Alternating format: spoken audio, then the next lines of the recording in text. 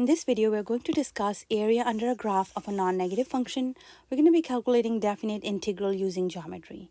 Remember, signed area above the x-axis is considered positive and area below the x-axis is considered negative.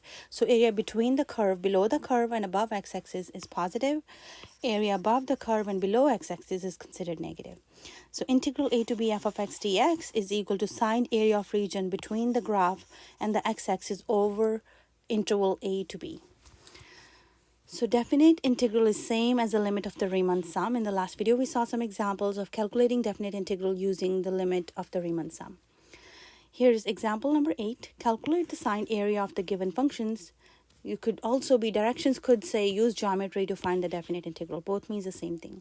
So first problem, we have part A, which is 0 to 5, 3 minus x dx. So this is y equals negative x plus 3. So when we graph y is equal to negative x plus 3, it is going to cross the x-axis. When y is 0, x will be equal to 3. When x is 0, y will be equal to 3. And we are looking between 0 to x equals 5. When x is 5, the y value will be, when x is 5, negative 5 plus 3 is negative 2. Okay, so what we can do is we can find the area of these two triangles. I'm going to call it triangle 1, triangle 2. We know triangle 1 area will be positive. Triangle 2 area will be negative as it's below x-axis. And we can find the triangle 1 area minus triangle 2 area will be my total area under the curve. So area of a triangle is 1/2 base minus height. Base times height. 1/2 base times height. So 1/2 base times height. For triangle 1, the base is 3. And the height is also 3. For triangle 2, the base is 3 to 5, which is 2. And the height is also 2. The height for the second triangle is going to be equal to this y value. And height for the first triangle is 0 to 3, which is 3. So let's find these two areas. And so 9 over 2 minus 2. 9 over 2 minus 2 is what we're left with. So total area is going to be the positive area minus the negative area, which is 9/2 minus 2, and that's going to be 5/2. 9/2 minus 2 is 5/2. For part B, we have an absolute value function here. Absolute value function, we treat it slightly differently, because if you think about the graph of absolute value of 3 minus x, it is going to look like this. It's going to be a V-shaped graph, and it's positive. It's like negative x plus 3. Negative x plus 3. So it's going to touch the x-axis when, so this is y is equal to absolute value of 3 minus x. Right? Absolute value of 3 minus x. So when x is 0, y is going to equal 3. When y is 0, 3 minus x will be 0, so x will be equal to 3. So that's how the graph looks like. Again, our bounds are going from 0 to 5. So I'm looking between 0 to 5. Now, my triangle 1 and triangle 2, both are going to have positive areas because both are above x-axis. So for triangle 1, the area will be 1/2 base times height, which is 1/2. The base for the first triangle is 3, and the height for the first triangle is also 3, which is 9/2. And for triangle 2, the base is 2, and the height, when I choose x to be 5, the y value be equal to, y is equal to, so if I choose x to be 5, the y is going to equal 3 minus 5 absolute value, which is 3 minus 5 is negative 2. Absolute value of negative 2 is 2. So the y value is going to be 2 at this point. So my graph is not absolutely correct. This y value is a bit smaller. I'm going to make it a bit smaller. So this is T2, and we have positive areas. So 1/2 base times height is the same story like the last one, but in this case, we're not going to be subtracting the areas. We're going to be adding these areas because the total area will be sum of those two areas. Both my areas are positive. Total area would be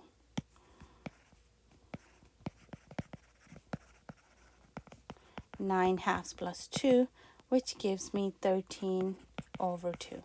So total area in this case is 13 over 2. Right?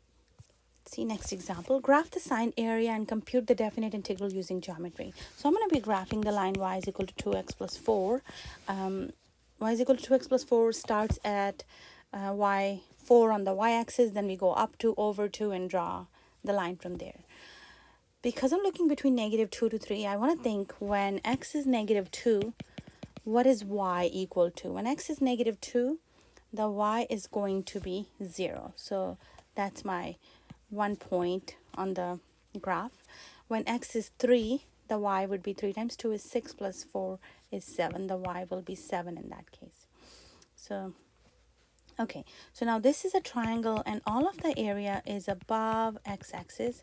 It's going to be positive area. So the shaded area or the signed area or the definite integral, that is going to equal 1/2 base times height. The base of this triangle, if you look carefully, you have 3 units here and 2 units here. That the base is going to be 5 units and the height is going to be the perpendicular distance, which we just calculated. When x is 3, the height is going to be 7. So that's 35 divided by 2. This definite integral turns out to be 35 divided by 2. 35 over 2 is my definite integral. Let's double check. When x is 3, 3 times 2 is 6 plus 4. Okay, no, that's not correct. I made a mistake here. This is going to be not 7. That's going to be 10. When x is 3, y would be 3 times 2 plus 4, which is 10. So a small change in here. This is not going to be 7. This is going to be 10. And that's 50 divided by 2, which is going to be 25. Okay, next, find this definite integral using geometry going from negative 2 to 1 for dx. So we are going to be graphing y is equal to 4, which is my line over here. Y is equal to 4. We're looking between negative 2 to 1. What kind of area do I have? One thing I know that it's a rectangle and all this area is going to be positive. So the area is going to be length times the width. What's the length of this rectangle? I have 2 units here and 1 unit here. The length is 3 and the width will be 4. The height will be 4. So 3 times 4, which is going to be 12. My total area under the curve is 4. My definite integral is equal to, total area under the curve is 12. 4 times 3. Next we have 6, 2, 8, 7 minus x. Go ahead and graph y is equal to, so if I were to graph y is equal to negative x plus 7, I know this is going to be a line starting at 7, go down 1 over 1. It's going to be a line that goes like this, something like that.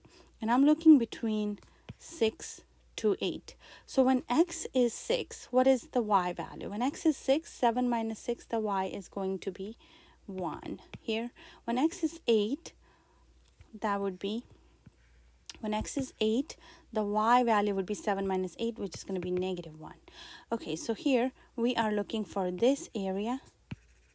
So we have some positive area here and some negative area here. So the area is going to be T1 minus T2, area of triangle 1 minus area of triangle 2. Triangle 1 is the one that's above x-axis. So this is my T1 and that's my triangle T2. 1/2 base times height. And this graph is going to cross the x-axis when x is 7. So what's the base for the triangle? 1/2, the base is 1 and the height is also 1, minus 1/2, the base is 1 again and the height is also 1. So this area turns out to be 0. I have equal area above x-axis, equal area below x-axis, so the total area under the curve is going to equal 0. Next, we are looking at this function. So 0 to 4 square root of 16 minus x squared. Now this one is very important to recognize that this is equation of circle is x minus 8 squared plus y minus k squared equals r squared, where h and k is the center of the circle and r is the radius. And if my circle is centered at 0, 0, then equation becomes x squared plus y squared equals r squared, where hk is the center. If the center is 0, 0, then this is my equation. And if I isolate the y from here, if I solve for y, I would subtract the x squared from both sides, and then I would go ahead and take the square root. So I can express my circle equation into a top half of the circle and a negative radical, which is going to be a bottom half of the circle. Now I have the top half of the circle because I have positive square root of, because I have the positive area, positive region, so I am looking at the top half of the circle. We're only going from 0 to 4. The full top half of the circle is actually going from -4 to 4. But that's not what we want. In this case, my bounds are 0 to 4, so I'm only looking at this area. And we know area of circle, radius is 4, area is 1/2, area is equal to pi r squared over 2. Pi r, area is equal to pi r squared. Area of the circle is pi r squared. No 2, sorry. Area is pi r squared. So if I'm not even looking at the half circle, I'm looking at 1/4 of the circle. So this area, the one I'm looking at, is going to be 1/4 of the pi r squared. And in my case, the r is 4. So it's going to be 4 pi. 4 pi is going to be the area under this curve, the shaded region. That would be the area 4 pi. That's all. We saw some examples. We also looked at an example of absolute value function. We used geometry to find the definite integral. It's not always positive, but we looked at these examples where it was possible to use rectangles, triangles, trapezoids, and all that to estimate the area definite integral.